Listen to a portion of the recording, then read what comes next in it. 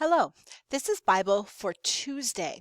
We have finished up our stories of Elisha, and we are going to spend today preparing our review sheet to be ready for your last Bible test of the school year.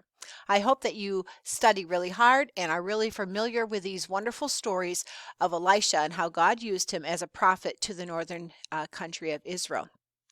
I can think that you can use this review sheet in two ways.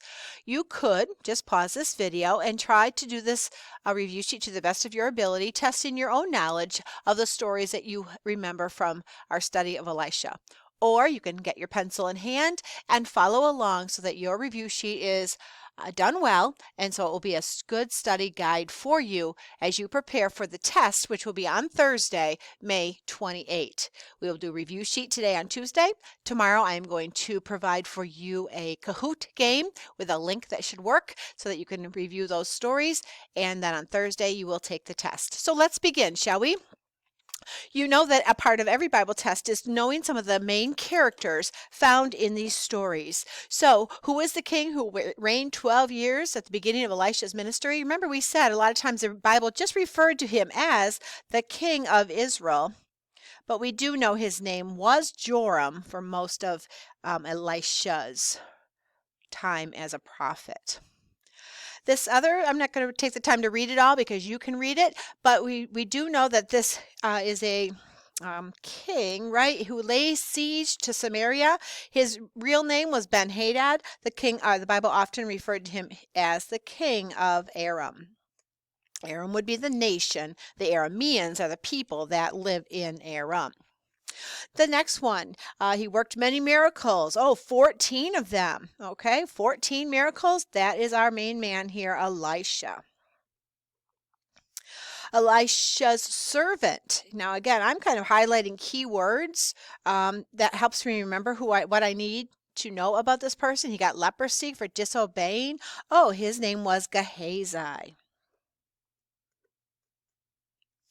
The next one, he's the commander of the army and who had leprosy. Oh, yes, that was a great story. That was that Naaman. So remember, he was a commander of an Aramean army. Here we have a young girl. Okay, the video that you watched didn't really stress that a lot, but that was an important part of the story of Naaman, how that young girl was, removed from the land of Israel and was working in Naaman's house, and she was one that knew and had faith in God, and members spoke up, and she had courage to speak up and say, hey, if my master would go see the prophet in Israel, he might be able to be cured. So she gave witness to the Lord, and God used this young servant girl. And so we don't really know, she doesn't really have a name, but she is known as the Israelite servant girl. Somebody told good news that food was available from that camp. Oh, yes, those were the 4 lepers. And most of you remember that there were 4 of them. But remember, they did not immediately go and give back the news that food was available. Remember, they stayed in the camp at first and ate and drank and took some of the great stuff. Eventually, they felt a little guilty about that. Then they came back and shared the good news with other people. Who saw the heavenly army surrounding the Arameans? That was Elisha's servant.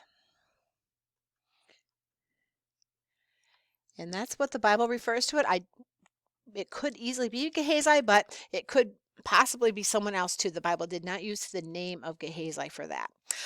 Ahab's evil wife, we know her name from the last unit, Jezebel, who remember dies under Jehu's watch by falling out of, or being pushed really out of a window and killed. And remember, the dogs ate her up and she only had a few body parts remaining. That prophecy being fulfilled. And the last one, somebody was instructed by God's prophet to kill all of Ahab's family. Kill all of Ahab's family. The stories we've had most recently, that is that new king of Jehu. So those are some of our key characters that we had in our stories. Now, we always want some of the details for the test, but we also want to know the big ideas. So when we think about all those miracles, those 14 miracles that the Bible records of God working through the life of Elisha, what was the purpose? Why does God defy and go beyond the normal rules of his nature, his world, to do these miracles? Well, I think a lot of times we saw that all of these miracles would often just demonstrate God's power and care are demonstrated or shown through Elisha's miracle. So power, we see, oh, this is truly the God of Israel, the one and true God. And we see his concern and love for the very details of our lives, for the daily needs of food and drink and things like that. We also see in the miracle of Naaman and how in that story where the the Armenians, the enemies, are blinded and led right into the capital city. Well, when their eyes are opened and they can see again, they were kind of in a trap and they could have easily been killed. But again, they didn't allow them to be killed, but fed them and sent them home. And that was a very gracious thing for them to do. So I think oftentimes we can learn through these miracles that God's mercy extends beyond Israel. And what does that mean? That means that God's love, he had a special love for his chosen people, the Israelite nation, the Jewish people, eventually they become known as, but yet God's love and his mercy extends beyond. And it includes you and it includes me. People that can hear about Jesus, believe that he is the true God that has this power, this care, and this mercy, and his love extends beyond just Israel. So nice job. Don't forget there is a key one on the top, and I would definitely put a little star by that. I would expect that to be a short essay question, perhaps on the Bible. What examples do we see in this unit of God's word always coming true? Maybe on the test it will say, what prophecy did you see come true? And a prophecy, don't be scared by that word. It just means a prediction that God has made through perhaps a prophet.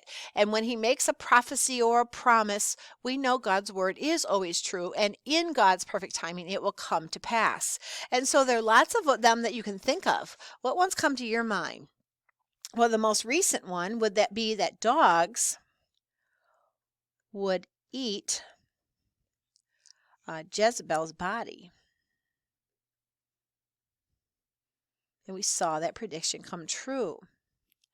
I'm realizing that back in that story of Naboth's vineyard and how when Elijah confronted that prophet, he said, oh, your blood will spill. Well, Ahab's blood didn't actually spill on that land. But do you remember when Jehu was approaching the city and the king of Israel, Joram, was going out to greet him? Remember where they ended up meeting? At the plot of ground that was Naboth's vineyard. And that is where Joram was killed. And remember the servants or whoever was there said, just throw his body in the land or over the fence. And so that blood, that Ahab's family blood, right, was actually spilt on the field. So I'm going to write here to remind me of that, was that Joram's blood, which kind of in this means like flesh or family, okay, fell on Naboth's land. Oops, DHS. And that fulfilled the prophecy. I'm thinking about Naaman. Let's tuck a couple in here. Naaman would be healed if he dipped 7 times in the Jordan River.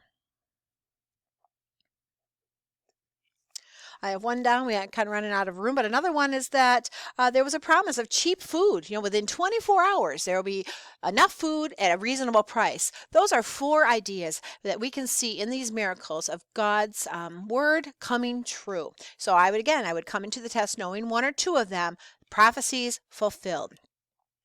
Now, let's keep going here. As we list, not all 14, but some of the key stories, some that were these miracles, there's lessons to be learned. Okay, so what do we learn from these stories? Well, these kind of go in order. There's death in the pot and the feeding of 100. Both of them have to do with food, right? And so what can we learn about our God? Well, both miracles met personal needs and demonstrated God's power. The healing of Naaman. I would put a star by this one as well. Expect, I will tell you right now, there is a chunk on the test, which is a fill in the blank. I pretty much tell you parts of the story, leaving certain key words blank, and you have to fill them in. There will not be a word bank. You should be familiar with the story of Naaman. A couple of ideas, I guess, would be to go back and try to listen to the Bible story reading. I will attach that to today's doc, or go back and find that lesson from, I don't know, last week or the week before. All right, so here we go. Naaman, that commander, remember? Know who he is. Naaman was cured of leprosy and became a believer. He gave credit to God. He saw that power in God. On the basis of this miracle, both kings and many other people learned of the power of God. There's that power word. Seems to be a big theme of this book or these stories of Elisha. The floating axe head. What do we learn by that? God is concerned about the details of our lives. I think that's partly why I pray. I know that he cares about things that are going on in my life, in the lives of other people, my concerns, my joys, and he cares about that. He knows what's going on, and he deals with the big things, and he deals with the little things. Our God is pretty awesome. In this story next of Elisha captures a blind army. Remember, the army is the Armenians. Elisha showed mercy to this army by leading them into Samaria. By this time, you should know that Samaria is the capital city of Israel. And instead of killing them, he gave them a feast. But a little time passed, and these same people besieged Samaria. Remember, surrounded that city, and they thought they were really in dire straits, and they were. But God provided 4 lepers, remember? Discovered food and possessions and decided not to keep the good news to themselves. So they reported it to the king. The king had some doubts, remember, but eventually they found that these lepers were telling the truth and there was plenty of food. Last one, Jehu and the death of Ahab's family. Jehu was given a command to kill all of Ahab's family. He pretended to worship Baal and had gathered all the prophets of Baal in the temple where they were ambushed and killed. Okay, so that last story has to do with some of those bubbles that we did just last week about the role that God used, or Jehu, to destroy that family of Ahab. Remember, Jezebel died in this time as well, but also he wiped out a lot of those Baal worshiping prophets and people. So 4th graders, for this test, please review this review sheet and know it very well. You will need to know names of key characters. I've already warned you, you're going to need to know a good portion of that Naaman healed of leprosy story. There are going to be some short essays on the test, and some of the stars on this on the top. You should know about miracles. You should know about prophecies coming true. You should know about, what did you learn about God through all these miracles. Remember that idea of power and mercy and love and care for daily needs. Those are some of the big ideas where we can learn about what our God is like, not only to the Israelites thousands of years ago, but to us today. So study hard. Please be ready to give your very best and review well. Thanks for paying attention. Again, you may certainly go through this one more time or pause the video if you need more time to write some answers down, but please be prepared for the test, which will be given to you on Thursday. Thanks and have a great day.